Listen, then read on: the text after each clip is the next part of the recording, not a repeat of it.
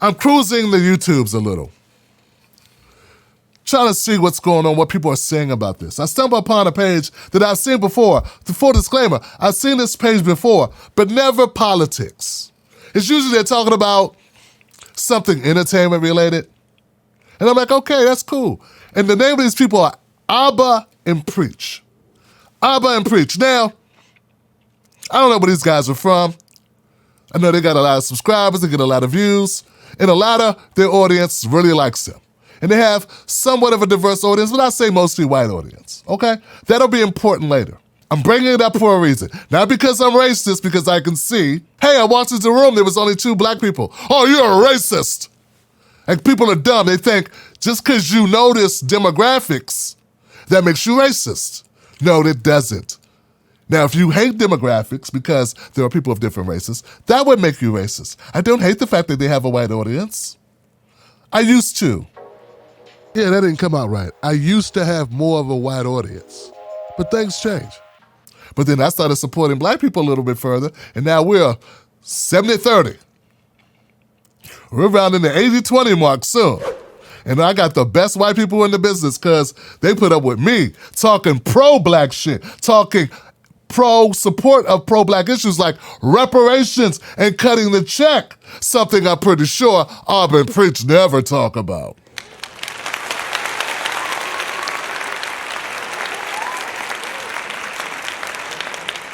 And that would be why they have such a large white audience. Anyway, I continue.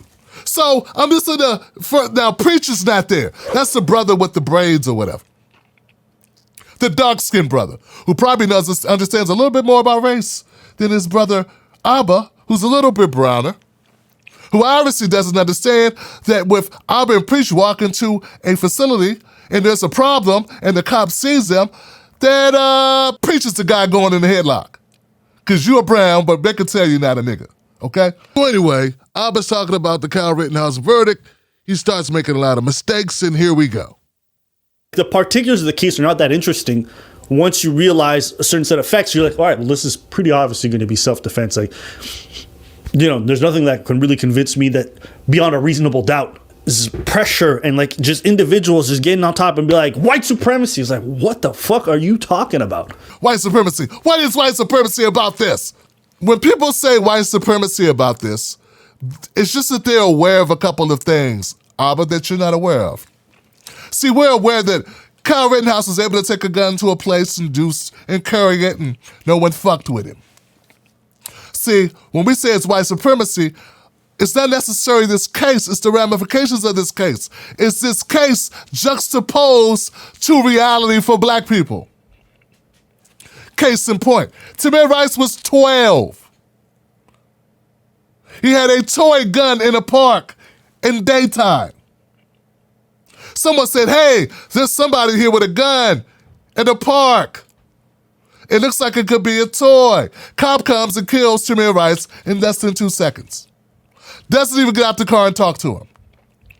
Doesn't even fully get out the car. Shoots him in the fucking head as he exits the vehicle. He's at a park, mind you. The gun doesn't shoot bullets, mind you. He hadn't shot anyone. As I stated, the gun doesn't shoot bullets. And this is in Ohio, an open carry state, where you can own guns. And he's 12. So we look at that, Abba, my brother, and we say, damn, something different happened here. Kyle shot one guy 4 times. Then he shoots at another guy who's trying to stop who he thinks is a killer, because he is. He just shot and killed a guy. Sorry, he hadn't looked at Fox News and sat down with Tucker Carlson to look at the tape to know that Rosenbaum charged him. All he knows is Rosenbaum is dead as hell up there.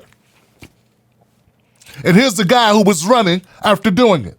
When black people do shit and run, people say that makes them look like they're guilty. Now Kyle, he runs after shooting someone, and you go, they should mind their business. But you, Abba, don't see the hypocrisy in that. Once again, that's your addiction to white supremacy. You don't see a difference between a white kid running from a shooting with a gun on him? How he got treated differently than a black man running down the street with a gun on him? You don't see the difference? Anyway, so it's white supremacy when we compare this to any other thing that we are commonly known. And I'm not going back to the early 1900s. I'm not traveling back to slave times, Abba. I'm talking about right fucking now. Okay? So that's the white supremacy part. It's not white supremacy for a white guy to shoot another white guy or to shoot 3 white guys. It's white supremacy when our system doesn't function the same for blacks and white people. And this is an example of that. Are you following me, brother? Because you have a large audience. It would be nice if you got this. This is one of the problems I have with some of my people of color. See, to the layman, to the white person who sees people basically as black and brown, or black and brown people pretty much the same unless you're Latino, is they see brown people of sort of like your descent, because you have a darker brown skin, they sort of like lump you in with black people. And they'll listen to you and think that you are like a typical black guy, when you're fucking not. Because I would think a typical black guy would kind of understand where the fuck I'm coming from, man. They would kind of get this. And when you are defending white supremacy and acting oblivious to it, in fact, he goes on to say, the way that we should react to this is not by rioting and looting and more violence. So now, dude, all the riling up, I don't know if there's going to be more riots and more looting or burning. And if there is, at some point, maybe this is just me, we have to find a better way to deal with this stuff rather than just burning the local mom and pop shops and the local spots around. I don't know. To me, it just doesn't seem sensible to continuously do that. It just underscores my point. He said rioting, looting, and setting fires and violence is not the way that we should react to problems. Notice he doesn't say, hey, the thing that causes the rioting and the looting and the fires and the violence, the shooting, he doesn't focus on the cops shooting us while we're unarmed. He doesn't focus on us not getting our day in court. He doesn't focus on police brutality. He doesn't focus on the over-policing. He doesn't focus on the racial profiling. He focuses on none of the things that lead the people to be upset enough to come out of their fucking houses during a pandemic or when it's cold out to protest. No, he just focuses on the protests. And that, sir, makes you a supporter of white supremacy because you fail. Now, I know you know that the majority of these so-called protests that turned violent started about an issue where someone lost their fucking life. Why don't you say, hey, if we just stop killing niggas, if cops stop shooting black people in the ass, if cops stop getting away with murder, maybe people will be less upset. And those people would not feel so frustrated they want to throw a brick at a window. Maybe you could take that vantage point. And see, it's a problem, brother. And I did not set to go after you.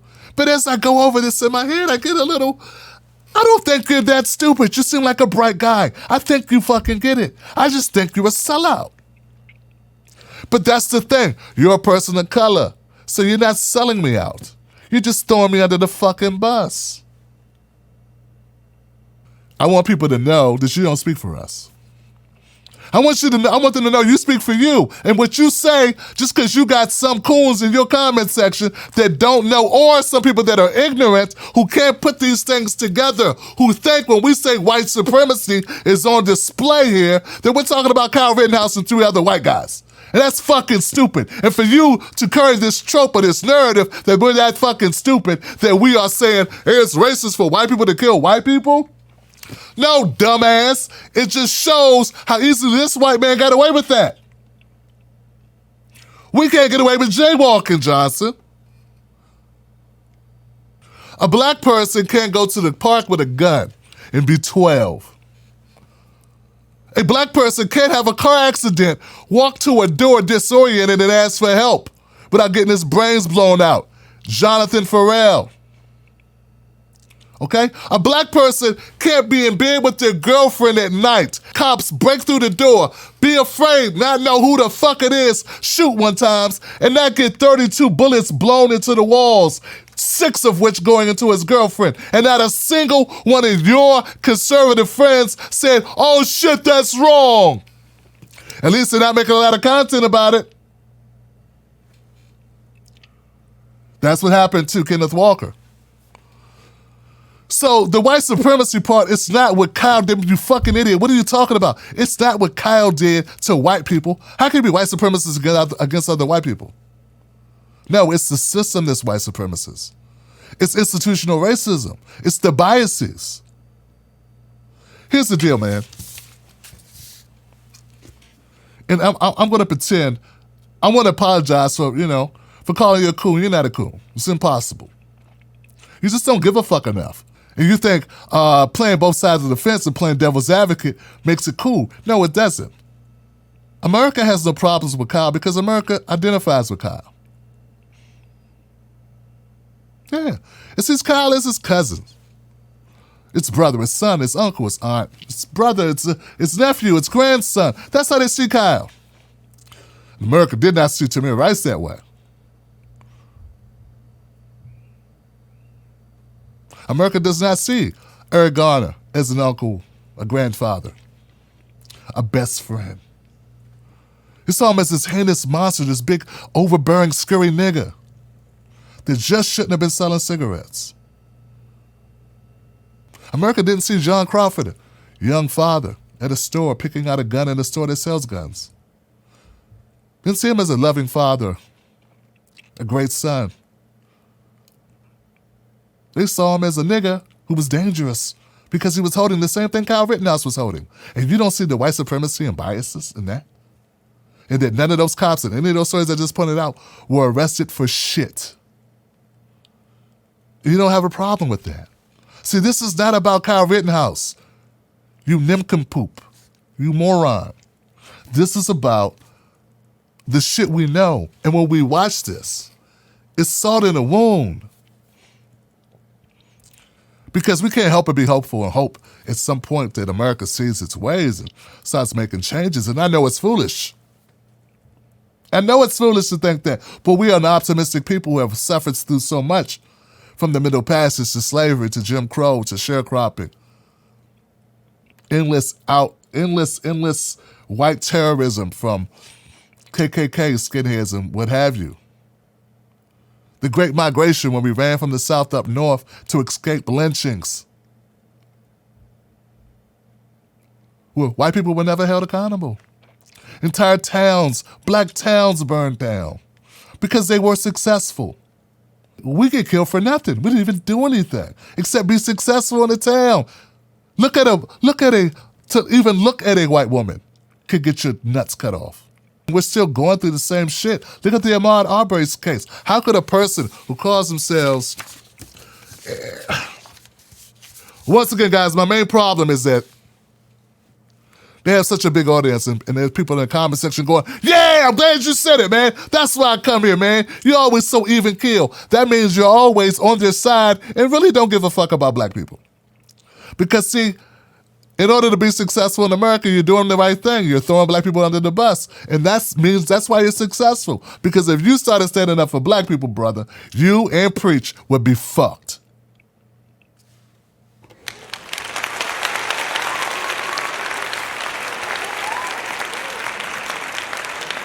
Just so that we're clear here. America sees Kyle Rittenhouse as his son. They didn't see Trayvon Martin as his son. When given an opportunity, they identified with Zimmerman. Anything but the black guy. They didn't see Mike Brown as their cousin or their nephew. Instead, they identified with Darren Wilson, the cop.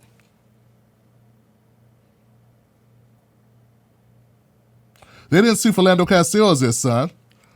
They identified with Geronimo Yanez, the man that shot him.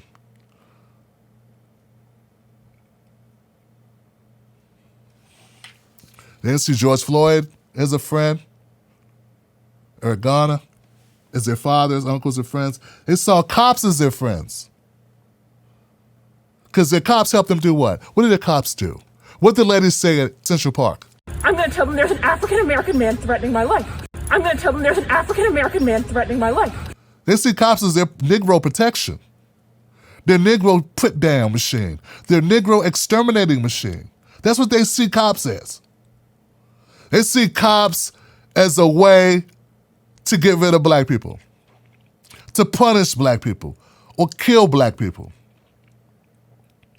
She didn't say, I'm going to tell the cops that there's a man here who's being rude to me. She said, I'm going to call the cops and tell them there's a black man harassing me, who's assaulting me. She knew what she meant. You don't know what she meant? You don't know that's how America operates? You're a grown-ass man. This is not just for you, Abba. This is for all of you. This is for the world, frankly. This is for everyone to get. All of us. America doesn't relate to the black victim as much as they relate to the white victimizer. That's what this is all about. And if you don't get that, you should always shut up. Or at least paint your skin white so they can stop thinking that you are, see, I agree, Abba agrees with me. See, Abba gets it. White America sees cops as their friends. Why don't black America more often see cops as their friends? It's not because we are racist, because cop is not a color. Abba. Because Abba went on this this big tirade about, that's the problem, like Ma'Khia Bryant. He said the young woman, Ma'Khia Bryant, who had the knife, remember that, guys? Same thing. People hate cops so much they couldn't see. They were blinded by their hate for cops. First of all, Ma'Khia Bryant was 16 years old. She's what you call a fucking child. It made me think of that case a while back where a cop was called and this girl was trying to like stab somebody else and the cop shot the young black woman and then everybody lost their minds. And I'm like, but that's what the cop is supposed to do. If someone's brandishing a knife, look, this is just me. If it's my daughter, okay, and she's about to get stabbed, you best believe I want the cop to shoot the person who's about to stab her. But people have like this anti-police slant so hard that all logic just goes out the window when it comes to these kind of things. And for me watching, it's just unfortunate because I'm like, bruv, you know damn well if it's your daughter in that situation or your family member who's about to get stabbed, you want the police officer to act. You feel me? So that's what I think this case demonstrated. Like, the particulars of the case are not that interesting. Second of all, the woman that she was wrestling with when the cops showed up was a grown-ass woman who was called there to fuck with her at this home that she was at. So when the cop happened upon it, the child was getting the better of the grown-up who should have been there fucking with a child to begin with. And she didn't come along, she came with another person. And it's and he went on to say, folks, Abba went on to say, how if that was your daughter, someone had a knife on your daughter, you want them to shoot the person. You wouldn't be like, why the white cop have to shoot the child? Why you shoot that lady? How you shoot that lady? Why you do that? And notice, Abba never once imagines that Ma'Khia Bryant is his daughter. No, his daughter's always the one being attacked by the black. See, they always see themselves as the victim. They don't relate to us. I have it in a song. They don't relate to us. It's one of my theme songs. It's one of my commercials for this show. People, when you hear it, really listen. They're not us. They don't relate to us. Abba's a Indian brother, some Indian Asian descent. And just because he's not black, people think he understands. He doesn't fucking understand. He sees whoever Ma'Khia is going after as being his child. He does not see Ma'Khia as his child. That's the difference. We see Ma'Khia as a child. We identify with her. We identify with Trayvon Martin. We identify with Mike Brown. That's the difference, Johnson. In fact, the only time that I see that white America doesn't identify with cops is when the cop is black and they shoot a white woman, i.e. Justin DeMond, shot by Mohammed Noor. And then they identify with the victim. But she's white and a woman. And they locked that black cop the fuck up. No questions asked. 20 fucking years. And there were no Boogaloo boys showing up. to defend him. How much money did Muhammad Noor raise? Hey, black people are upset that a white man killed another white man. Why are they upset? Ha ha ha. That doesn't make sense. Because we see the forest and the trees, motherfucker. I hope you're naive, because if you're not naive, then you're a sellout. You're a bad actor. You're an op, because when the shoe is on the other foot, will we get the same consideration? And that's what it's all about. It's about justice. We want the same consideration. I've said this a couple times, and to most people watching, you already know this. Either America treats us like Kyle, or America treats Kyles like us. Isn't that what people want? People want fairness, right? Isn't that all we ever want? Isn't that all we want? We want fairness. That's it. That's all. So either you understand Kyle, cool. Understand how Jonathan Ferrell's when they knock on your door and ask for help. Understand how Ahmaud Arbery's when they're going for a fucking jog. And if someone attacks them that they can't outrun and don't have a gun to stop them, that you still support them and you still defend them and you make sure they get fucking justice. We got an option coming up. We got an opportunity for you to show just how much I'm wrong right here. Ahmaud Arbery, gunned down by 3 hillbillies. This is a very easy one. It's on tape too. And I don't hear Tucker talking about it every day, saying how these guys need to be under the jail. There should literally be a jail put on top of them right now. Did they celebrate Kenneth Walker's suit when he shot back at intruders who didn't announce who they were when they busted in his house? Did they fund Kenneth Walker's suit the way they fund Kyle Rittenhouse's? No, because he's striking back against them. Days of applauding for white justice that only helps white people are over. The days of us applauding for a biased justice system should be over. The days of taking the high road should be over. It should have never begun, but they have to end. And the days of us supporting universal policies, meanwhile giving our votes to one party that doesn't give us policies that remedy us, even though we have a grievance with our government for its policies against us. We can't get policies that support us, but they make policies against us. And then you go, well, we could possibly pay you. Why not? I'm suffering from it. We're all suffering from it. Black people, American descendants of slaves, freed men.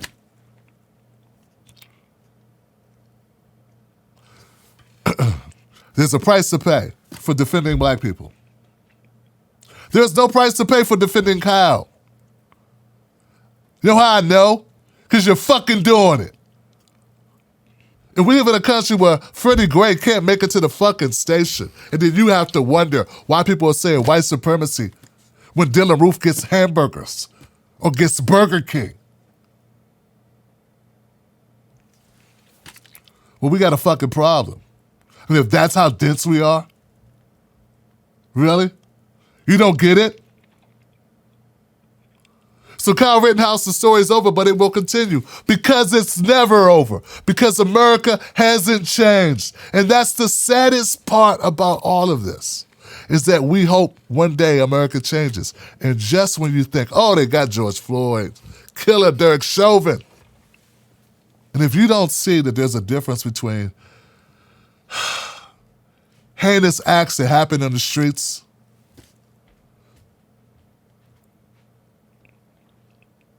such as young Dolph being murdered, you don't see there's a difference between that and government agencies working against you? You don't see a difference between state-sanctioned murder, between some criminals, some goons on the street who shoot and kill a person?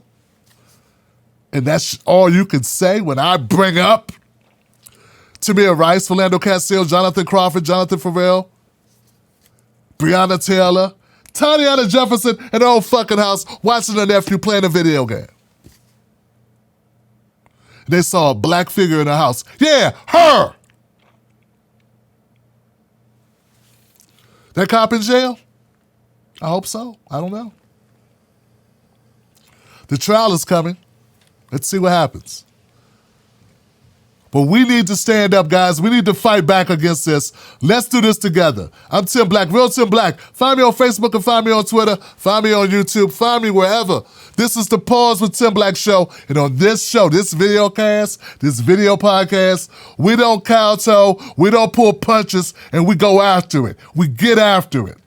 They want to make this just about one 17, 18-year-old white kid. It's not. It's about all our kids. And if you're too dense to get that, you don't deserve an audience. You're too stupid to have one, or you're a sellout. Either way, you're dangerous as fuck. Almost as dangerous as Kyle Rittenhouse with an AR-15. All right, guys, that's it. Cut the check. People are owed reparations. Reparations now. All my Johnsons. Wolfpack.